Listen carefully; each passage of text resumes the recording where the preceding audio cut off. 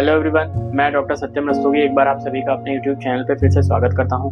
दोस्तों, आज के इस वीडियो में हम बात करेंगे डायबिटीज़ के बारे में। डायबिटीज़ आखिर हो क्यों रही है, क्या रीज़न है। बहुत ज़्यादा डायबिटीज़ लोगों में घर घर की बीमारी की तरह छोटे बच्चों में आजकल डायबिटीज़ पाया जा रहा है। हम जानेंगे इसके कारण को, डायबिटीज़ होती क्यों है, कैसे होती है और कैसे हम इसको रोक सकते हैं। अगर हो चुका है तो कैसे हम इससे बच सकते हैं। तो चलिए शुरू करते हैं।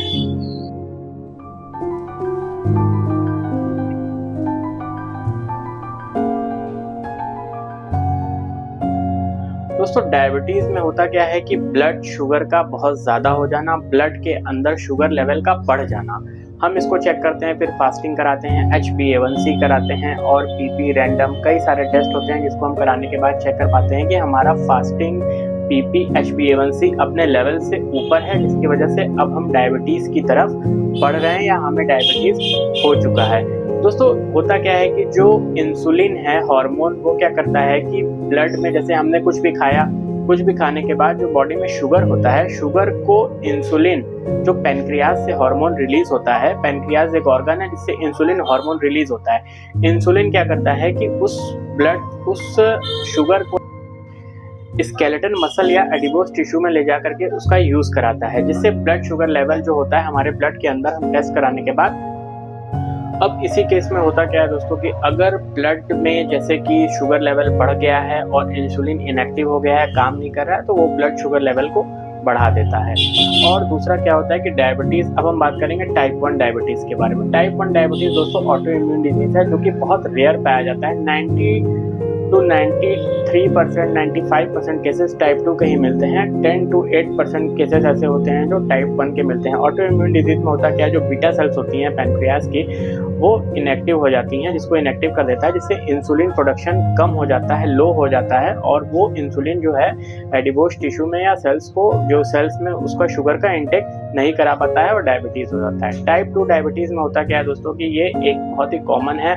95% टाइप 2 डायबिटीज के दोस्तों केसेस जो होते हैं वो 90 से 95% होते हैं, जिसमें होता क्या है कि हेरिडिटी बहुत ज़्यादा, जैसे मदर फादर को अगर है तो उससे शुगर का हो जाना, वर्कआउट बहुत कम करना, हेल्दी डाइट न लेना, वेट बहुत ज़्यादा गेन होते रहना, वेट बहुत ज़्यादा लो होते रहना, ये सारे सिम्टम्स अगर आते हैं। इसमें होता क्या है कि जो इंसुलिन है, जो पैनक्रियाज है, वो इंसुलिन या तो रिलीज ही नहीं करता है या तो कम रिलीज करता है। अगर कम रिलीज करता है तो वो शुगर को बहुत कम मेंटेन करता है, जिसमें फास्टिंग तो आपकी मेंटेन हो जाती है, लेकिन आपका PP या रैंडम भागता है। या तो फास्टिंग अगर मेंटेन है या फास्टिंग भाग रही है तो PP और रैंडम आपका जो होगा वो बहुत ज़्यादा हाई होने लगता है।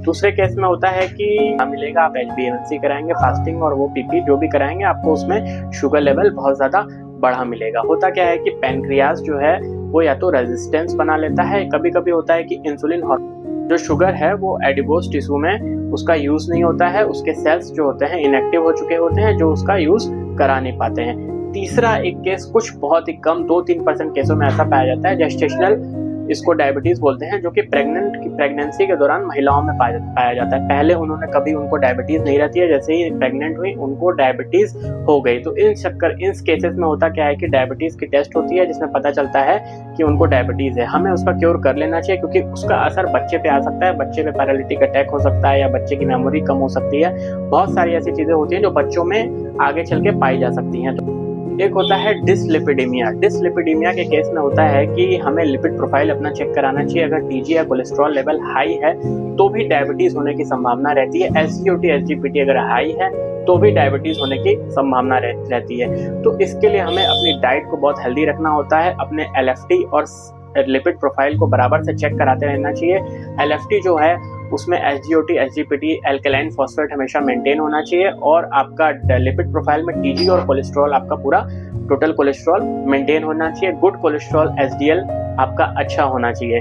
तो इससे भी डायबिटीज होने की संभावना बहुत कम हो जाती है। आप अगर हेल्दी डाइट लेते हैं, रात में चावल और दूध का परहेज करते हैं, आप अपने डाइट में फल और सलाद का इस्तेमाल करते हैं, खाने के पहले आप भरपेट सलाद खाते हैं, खाने के बाद आप फ्रूट्स खाते हैं, तो ये उम्मीद करिए कि आपको डायबिटीज होने की संभावना बहुत कम है। अगर आप रोज 1000 कदम 2000 कदम पैदल भी चलते हैं तो ये भी आपके लिए बहुत ही बेनिफिशियल हो सकता है।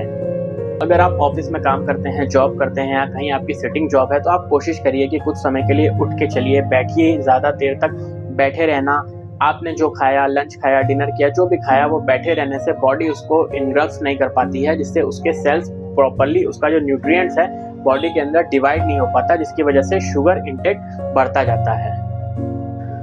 दोस्तों, अगर मैं इसके बारे में बहुत ज़्यादा डिटेल बताऊंगा तो वीडियो बहुत लंबी हो जाएगी। आज मैंने बात की डायबिटीज़ के बारे में, होता क्यों है, कारण, रीज़न, बहुत सारी चीज़ों के बारे में मैंने बात की। आपको अपना क्या मेंटेन रखना है, कैसे करना है। नेक्स्ट वीडियो में आपको बताऊंगा डायबिटीज़ को आप बैक और रिवर्स और बैलेंस कैसे कर सकते हैं बिना दवाइयों के। तो stay tuned. Thank you so much.